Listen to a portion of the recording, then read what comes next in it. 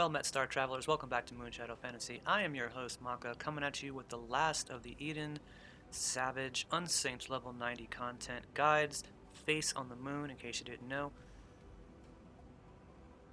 First thing you want to do is separate into two stack teams and everybody pick a cardinal direction, northeast, southwest, east, all that stuff. That being said, let's jump into the fight. So the very first thing you want to do is take a screenshot of this here illustration. You can find more like these on Google, however mine is much cooler. You want to commit these to memory because the boss will do two of these attacks at the same time. It is an unspoken rule that tanks will take north and south positions, healers east and west, melee inner cardinal south, range inner cardinals into north. Same goes for stack teams. If you are on team 1, you will be taking the north and west stack team positions, and team 2 will be taking the south and east positions. A good example is Titan on the bottom left over there. So memorize this, take a screenshot, and let's jump into these elemental attacks. Now then, once the match begins and you've discerned who is on what team and where you're going to be standing for your individual mechanics, main tank is going to have the boss in the center at all times, and what you're looking out for here is which element she's going to do first. She's either going to do earth or ice first, always.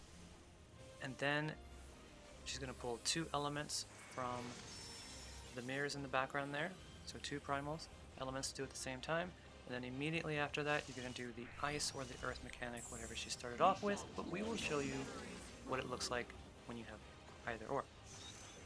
So first she gets earth, so we know we're going to move to our stack teams. Then she's going to do this cleave on one half of the arena or the other. So we move to that safety zone, staying in our stack teams. We wait for that earth attack, boom. Then she's going to pull two elements. We're going to get lightning and air. So we're going to move out for lightning, but also inner cardinals for air. We stay in our stack teams. We wait for that earth hit, and then that is over. The elemental phase is done. So here it is, what it looks like with ice. You wait to see which side of the arena she's going to cleave. You move to that side. Once she cleaves, immediately spread for ice. Then look to see which two elements you're going to get. It's always going to be random. We're going to get water and air, so we're going to move in for the water, but also inner cardinal for air, and then immediately move out for ice spread.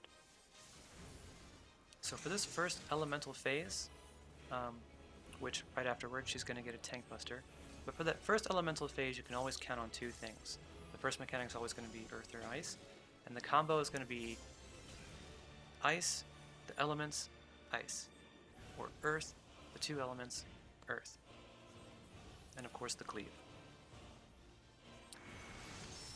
Once you're done with your tank busters, we're going to move on to the second phase of this first part. It is important to note that the off tank keeps his tank stance on, because the tank buster right there will hit whoever is second aggro. So this is known as Shiva phase. The ground will turn to ice and you'll slide around. So everybody move to the middle at the very beginning. The ground will turn to ice. You're going to look to your sides, find the safety zone. You're going to move to that safety zone based on whatever stack team you're with. Then immediately spread out for an ice attack. And then you're going to look for another safety zone, move to it. You'll get tethered to an icicle. Wait for the first AoEs to pop. And as soon as they do, immediately pop your knockback prevention, move out the way of the AoEs that you're on, spread away from the icicle that you're tethered to, and as long as that tether is dark purple, you'll see when you move in it turns to pink. Stay out for dark purple, wait for the icicles to come get you, and then that phase is over. Then we move into Dwayne the Rock Johnson phase. Before the rocks come out, she will do one last raid-wide damage. It's important to know where your northeast, southwest positions are at all times for this, and there are some easy ways to handle this mechanic, but I gave you an illustration here. So this I found on Google. It's very helpful.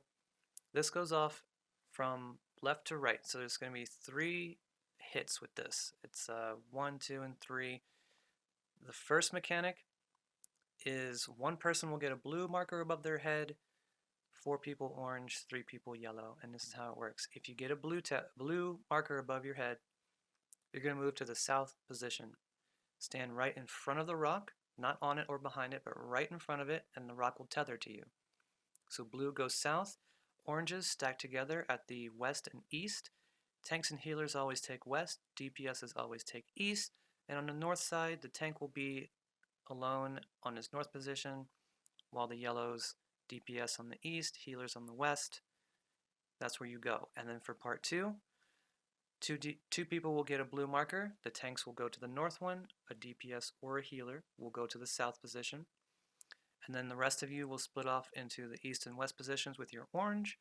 And on part 3, all the oranges go north.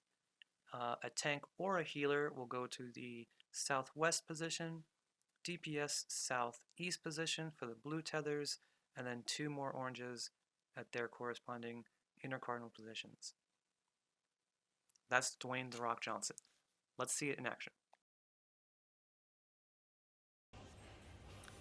So, Earthen Fury is going to be a raid-wide damage to everyone. Immediately, what I do is I just stand at my east or west position wherever I need to be, and I wait for that first blue. So if you have a blue, go to the south, yellow, yellows to the north, and oranges to the east and west, stacking together. Then run in to get a quick heal. Second part, oranges to the east and west positions, blues to the north and south.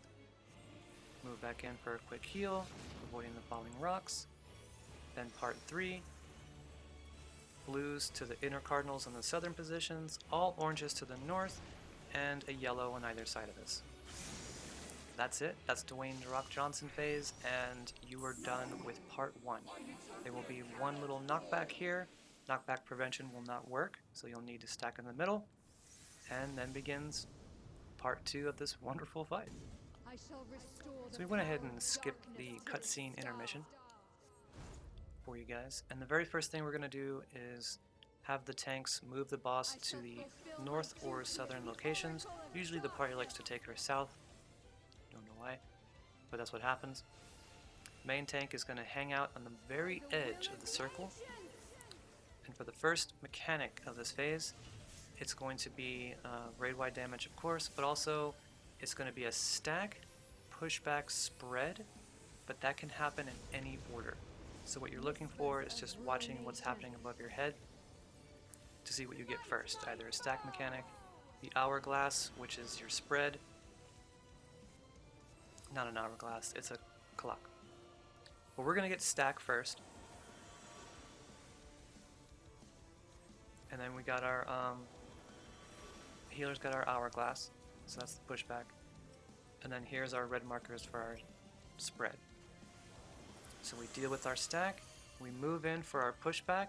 It's important to note that the tank needs to be the furthest one away from the boss, because the boss is going to jump and smack you, then jump and smack everyone else, and when she does that, we're going to get pushed back. Tank needs to move back with the party, or else he'll get thrown off. And then we spread for our clock mechanic. So that's it. That's the first part. That's the first mechanic that you have to deal with. And so now comes the one and only hard part to this entire really big thing, but I'm going to make it really easy for you guys. I drew up an illustration. So here's how this works. So I drew up an illustration for you guys to make it really easy.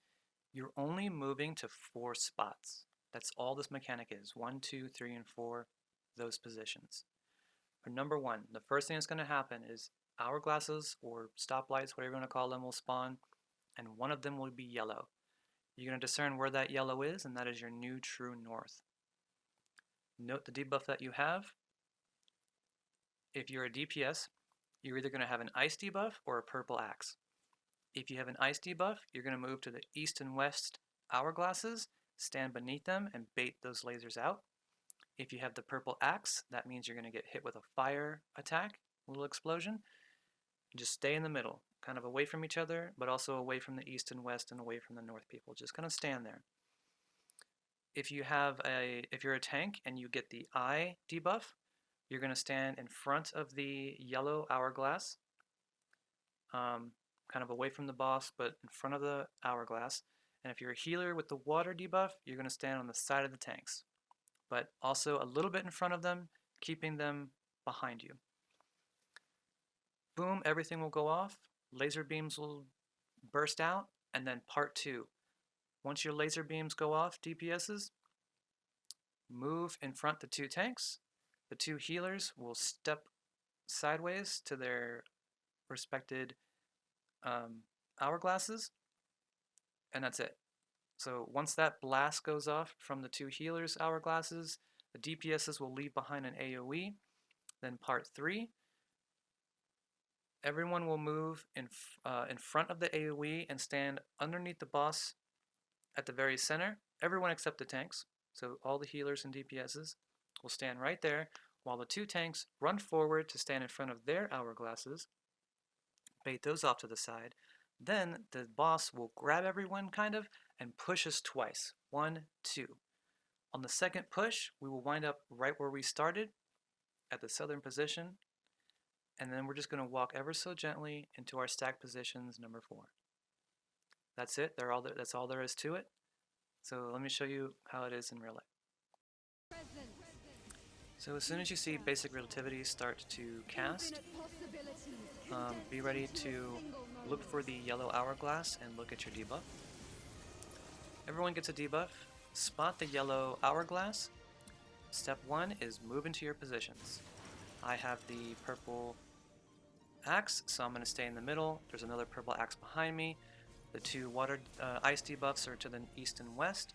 Then all the DPSs move in for part 2, stand in front of the tank. The 2 healers stepped off to the side a little bit, also with the tanks behind them. That goes off. We all stack in the very middle next to the AoE while the 2 tanks run off to the side to bait their hourglasses. We get pushed 1, 2 times, and then we ever so gently walk into our AoE stack position.